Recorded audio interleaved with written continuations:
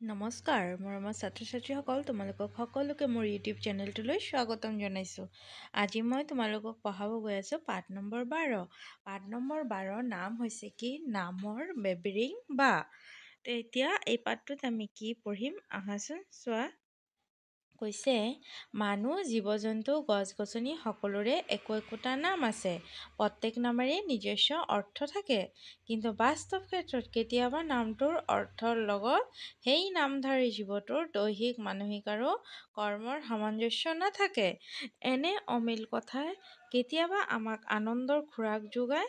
এই উপাদানক মূলধন হিচাপে লৈ সাহিত্য চৰ্চা অতুল চন্দ্ৰ হাজৰিকাই ৰচনা কৰা এটি ব্যংগাত্মক ৰচনাৰ সোৱাদ এই পাঠটিত পাবা।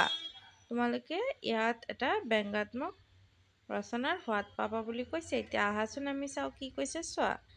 মাক বাপেকে মৰমতে কণা ল'ৰাৰ নাম পদ্মলোচন ৰাখিলে। ল'ৰাটোৰ মূল্য নেবাৰিব পাৰে, কিন্তু নুতুতে।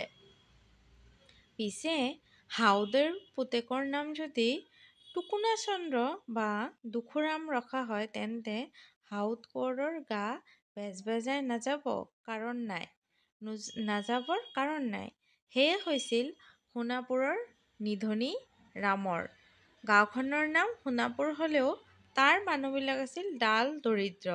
মানে বুজি পাইছেতো? গাঁওখনৰ নাম সোণাপুৰ, মানে লাগে যেন সোণৰ খনি আছে, কিন্তু আচলতে তাত আছে দৰিদ্ৰ।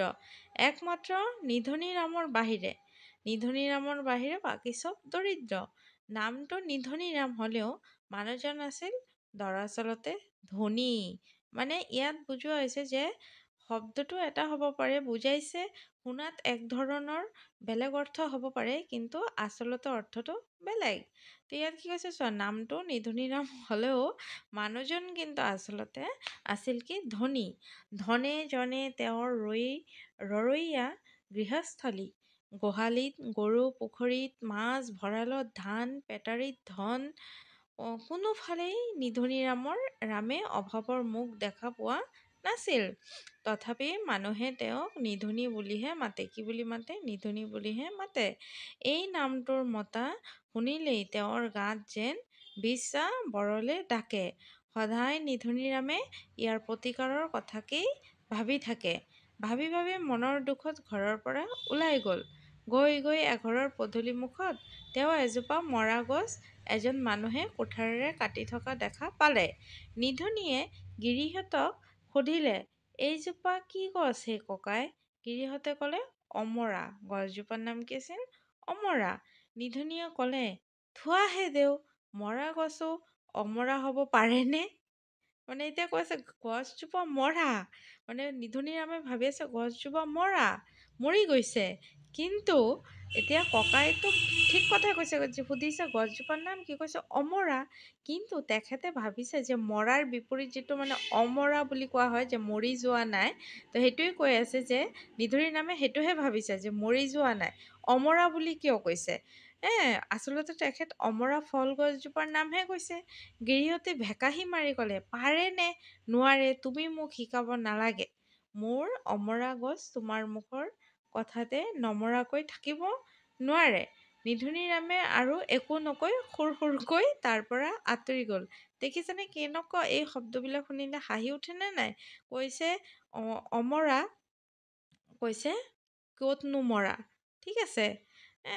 তাৰপিছত কৈছে চোৱা, গৈ তেওঁ এটা নিজৰা পালেগৈ। নিজৰাটোৰ পাৰত খেলি থকা এজাক ল'ৰা ছোৱালীক নিধনিয়ে সুধিলে, এই পানীডৰাৰ নাম কি তোমালোকে ক'ব পাৰেনে মইনাহঁত? সিহঁতে ক'লে, পাৰোঁতো, নিজৰা। কি ক'লে? নিজৰা। নিধনিয়ে আকৌ নেমাতিলে। তেওঁ মনে মনে ভাবিলে মাথোন, মৰা গছো অমৰা হয়, জিৰকৈ ঝৰি থকা পানীও নিজৰা হয়। আৰু কেইখোজমান গৈ তেওঁ পথাৰত এজন হালোৱা মানুহ দেখা পালে। প্ৰখৰ ৰ'দত মানুহটোৱে এহাল মৰচেৰেলা গৰুৰে হাল বাই আছিল। নিধনিয়ে সুধিলে, হেৰা মানুহটো, তোমাৰ নামটো কি? মানুহ, মোৰ নাম মৰা। নিধনি বোলেও, কোৱা কি? তুমি দেখোন জীয়া, মৰা হ'লা কেনেকৈ? দেখিছানে?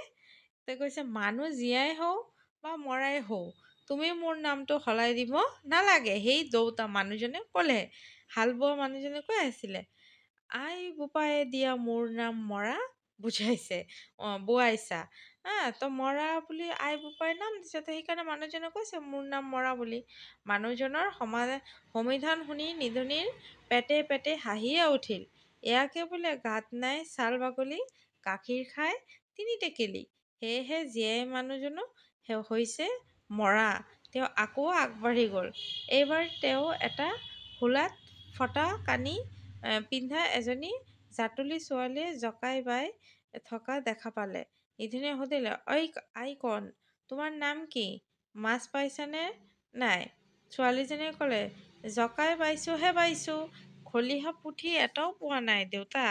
আপুনি মোৰ নামটো সুধিছিল নহয়, মোৰ নাম লখিমী।